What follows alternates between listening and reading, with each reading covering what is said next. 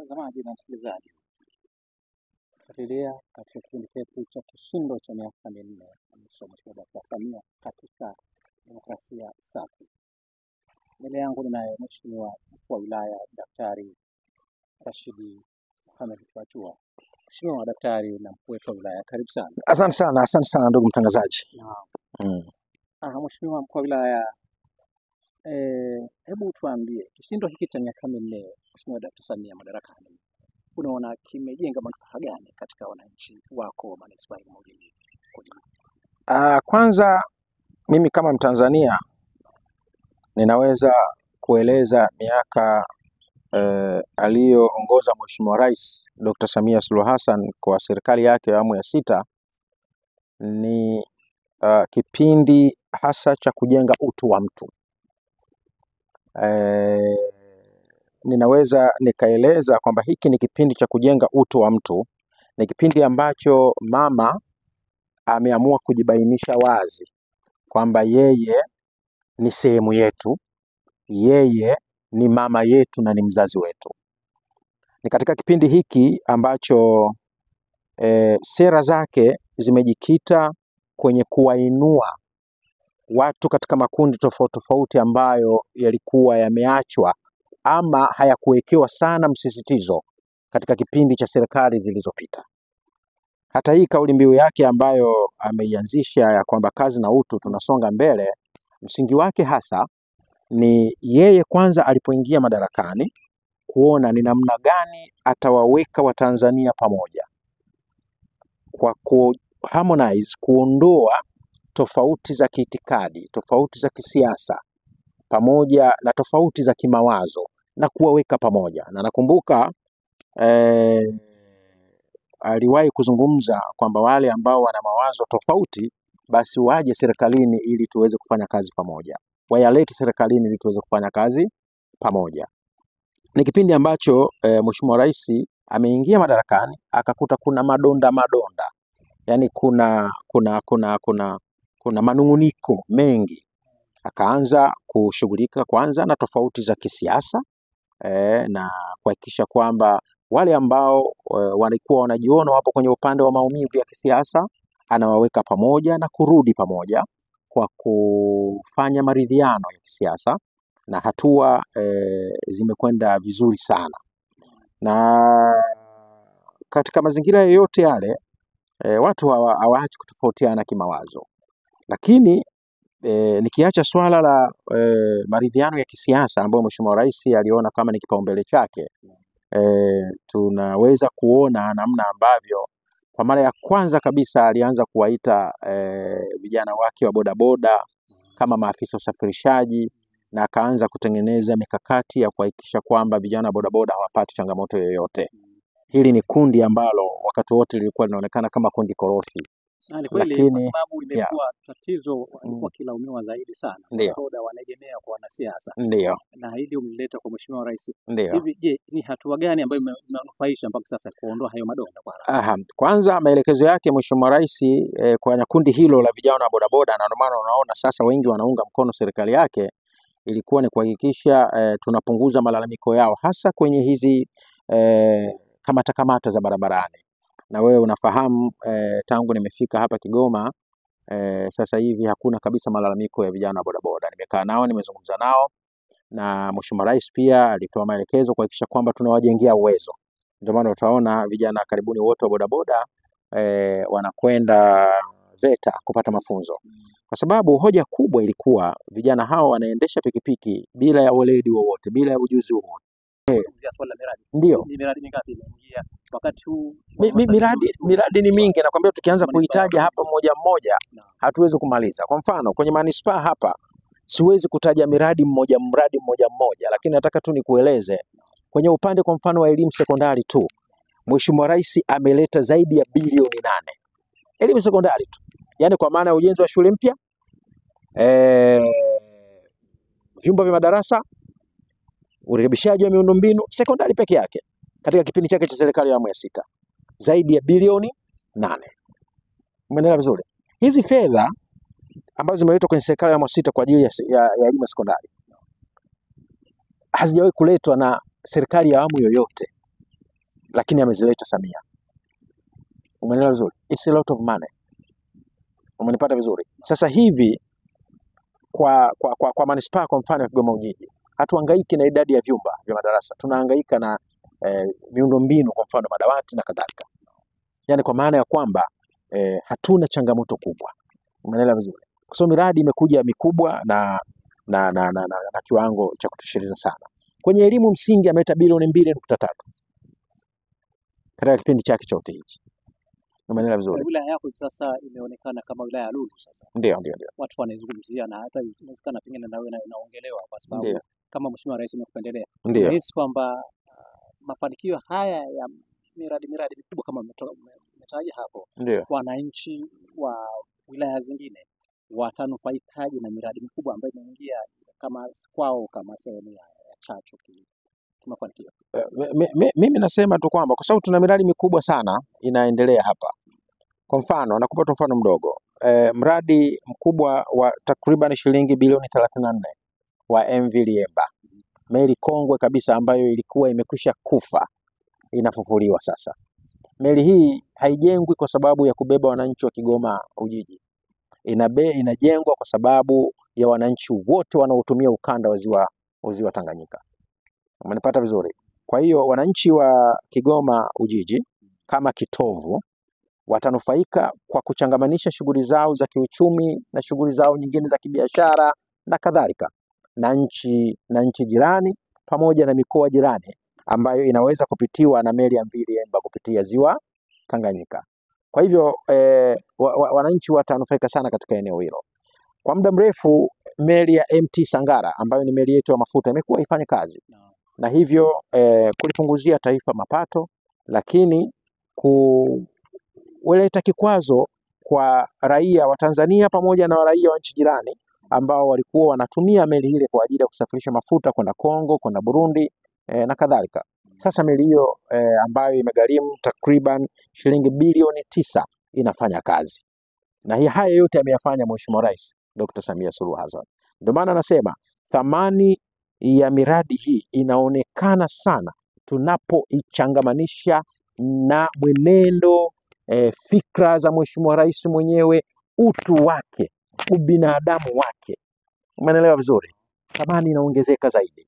Tumepata rais mtu kweli kweli, binadamu, mtu mwema sana, mtu anayeweza kuwaangalia wananchi wake kwa jicho la huruma. Wanawake wanadai kwamba Mama Samia amekuwa kama sehemu yao, wanaume wanakuwa na mvutano. Samia kama anawapendelea. Hili nikoje kueleweka? Bado anarudi kwenye falsafa yake ya utu. Mheshimiwa Rais ni mtu sana. Mheshimiwa Rais amejitahidi sana kuleta msawazo na usawa wa kijinsia kwenye ngazi mbalimbali za utawala, lakini hata bado wanaume wako juu. Sio kama umeelewa vizuri? Kwa hivyo si kama anawapendelea wanawake, kwa sababu ukiangalia kitakwimu bado wanaume wako juu, ila tunaweza tukasema amekuwa mama wa mfano wa kuwainua wanawake na kuwaona sio kwamba anawapendelea, wanao uwezo wa kushiriki kwenye shughuli ambazo anawateua. Kwa hivyo Mheshimiwa Rais ameingia na kuona kwamba kundi la wanawake pia lilikuwa ni kundi ambalo kwa namna moja ama nyingine, pamoja na mchango wake mkubwa, lakini pengine halikuangaliwa sana katika nafasi mbalimbali. Mheshimiwa Rais amefanya kazi hiyo, sio kwa kuwapendelea, ni kwa sababu ni kundi ambalo pengine wengine mifumo yao na mifumo dume ili waona ni wa kuwaweka pembeni, lakini wana uwezo mkubwa kushinda sisi wanaume. Wanastahili na hawateui kwa sababu ya kuwapendelea. Uteuzi wake umejikita kwenye falsafa yake ile ile ya utu, kwamba na wao wanastahili kama ambavyo anawaona wamachinga wanastahili kuangaliwa, bodaboda wanastahili kuangaliwa, wafanyabiashara wengine wadogo dogo, mamalisho wanastahili kuangaliwa, na anaona pia wanawake sio kundi la kulisahau, na wanaume pia hajawahi kuwasahau. Kwa mfano ameongeza umri wa vijana kupata mikopo. Ilikuwa inaishia miaka 35. Sasa hivi ni miaka 45. Umeelewa vizuri? Sasa miaka 45 kwani ni kijana? Nadhani ni mwanaume mtu mzima kabisa. Watu wanasema bado ni kijana kwa sababu Kijana gani bwana? kishavuka hapo. Umeelewa vizuri? Naam. Kwa hiyo ameona pia kundi la wanaume tulichukue lipate mikopo. Pale mwanzoni nilikuwa naishi miaka 35. Kuanzia miaka 35 mpaka miaka 45 hawakuwa na fursa ya kupata mikopo, lakini wana uhitaji kwa sababu kundi hilo pia limpo katika shughuli za biashara ndogo ndogo. Sio kama nipata vizuri. Wanalalamikia sana kwamba halmashauri zetu zinakuwa hazitoi nini? Hazitoi mikopo kwa haraka. Hili swala likoje mheshimiwa mkuu wa wilaya na wewe ndio? Juzi tu mzee nimekabidhi milioni 555 manispaa kwa vikundi mbalimbali. Vikundi takriban 68. Nimepata hizo fedha. Umeelewa vizuri? Hoja sio mikopo kutolewa haraka haraka. Hoja ni serikali katika mifumo yake kujiridhisha kwamba wanaopewa mikopo, moja, wana uwezo wa kuirudisha, kwa sababu ile sio zawadi. Pili, wamepata mafunzo. Tatu, wameelewa mafunzo hayo na kwamba biashara yao ambayo wanataka kufanya itakuwa na tija katika kurejesha fedha, kwa sababu fedha hizi zinatolewa bila riba, zinatakiwa zirudi kwenye mfuko wa serikali, halafu wakope watu wengine. Kwa hiyo sio fedha tu za kusema naomba mkopo unapewa tu namna hii, hapana. Kwa hivyo lazima mchakato upite, na tukumbuke tu kwamba fedha hizi, mimi nawaambiaga wananchi wangu, ni kama vile mnapewa na serikali, mnaazimwa, alafu unazirudisha, kwa sababu hakuna riba, hakuna mkopo usio na riba, si ndio? Kwa hiyo ni kama sio mkopo, umeelewa vizuri eh? Ni kama sio mkopo kwa sababu hauna riba. Kwa hiyo ni sawasawa na kurudi kwenye falsafa ile ile ya utu, kwamba Mheshimiwa Rais anakupa hizo fedha uzifanyie kazi, alafu uzirudishe kama zilivyo, isipungue hata shilingi na wala isiongezeke. Sawa? Kwa hivyo kuna utu zaidi ya utu unaozungumza. Tuko hapo kwenye mshindo na utu wa Mheshimiwa Rais. Ndio. Je, unaona kauli mbiu yake ya kazi iendelee? Soko liko hapa, soko la Mwanga. Mpaka sasa hatua yake itafikia wapi ili kwamba kuweza kufikia malengo ya kazi iendelee? Wewe umeliona soko, watu wapo site na soko linaendelea, umeelewa vizuri eh? Soko linaendelea, soko lile linakuja kubadilisha sura na taswira ya wananchi wa hapa, na sisi tunasisitiza vile vile kwamba wale ambao walikuwa pale ndio watakaopewa kipaumbele katika kuchukua maeneo ya kufanya biashara. Kwa hivyo miradi mbalimbali ambayo inajengwa kwa ajili ya manufaa ya wananchi ni pamoja na hilo soko, na soko hilo litakamilika kwa wakati. Lakini wewe mwenyewe unafahamu katika kuifungua Kigoma kuna ujenzi wa reli ambapo Mheshimiwa Rais ametenga takriban shilingi trilioni 7 ambazo zitajenga kipande cha Uvinza Kigoma. Maeneo vizuri, lakini kipande cha Uvinza Msongati tayari kimeshazinduliwa. Labda tuje hapo pamoja na kuzindua kimewekewa jiwe la msingi. Kimewekewa jiwe la msingi. Nahisi kwamba ujirani huu wa Tanzania na Burundi sasa na wananchi wa manispaa ya Ujiji wamekuwa sehemu kubwa ya wafanyabiashara, kwamba watanufaikaji watu wa manispaa ya Ujiji na SGR ambayo inaendelea. Watu wa manispaa wataendelea hayo yahamishie kwenye kampasi kubwa inayojengwa ya chuo cha Muhimbili ambacho kitakuwa ni chuo cha tiba. Kwa hivyo wakiwepo wanafunzi wanaosoma chuo cha Muhimbili, hata wakati ule wako wanaita kwenye mafunzo ya kazi, wakati wa field, maana yake hata upungufu wa watumishi wa huduma za afya kwenye manispaa yetu utapungua sana, kwa sababu wao watakuwa wanakuja wakati wako kwenye mafunzo kazini, watakuwa pia wanatusaidia kutoa huduma za afya katika maeneo yetu. Lakini tukumbuke chuo kile kitakuja kuwajenga madaktari bingwa, na kwa maana hiyo madaktari hao pia watashiriki kutoa huduma kwenye vituo vya afya, zahanati zetu pamoja na hospitali zetu. Sawa sawa. Nahisi wengi wanafunzi kwa wengi, biashara itaendeshwa namna gani? Biashara itakuwa kubwa kwa sababu wanafunzi wanaweza kufika 5,000 6,000, watakaa wapi? Kwa hiyo ni fursa kwa wana Kigoma kujenga nyumba za kupangisha, ni fursa kwa wana Kigoma kufanya biashara mbalimbali kama vile biashara za miamala ya simu, biashara ndogo ndogo, biashara za vyakula na biashara kubwa pia, kwa sababu wanaokuja ni watu ambao wanahitaji kutumia pamoja na shughuli zao za kusoma, lakini wanahitaji kutumia kupata chakula, mavazi, malazi na kadhalika.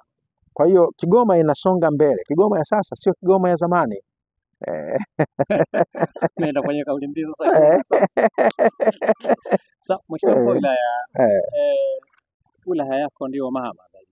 Ndio, imeunganika na hizo nchi za jirani. ndio. Unahisi usalama ukoje kipindi hiki cha uchaguzi? Usalama ni mkubwa sana. Usalama ni mkubwa sana kama ambavyo serikali imejipanga. Mheshimiwa Rais kama amiri jeshi mkuu amekwisha kuadhirishia Watanzania kwenye hotuba zake kwamba nchi hii itaendelea kubaki salama na ni salama kabisa, na hata wilaya ya Kigoma nayo iko salama kama unavyoona.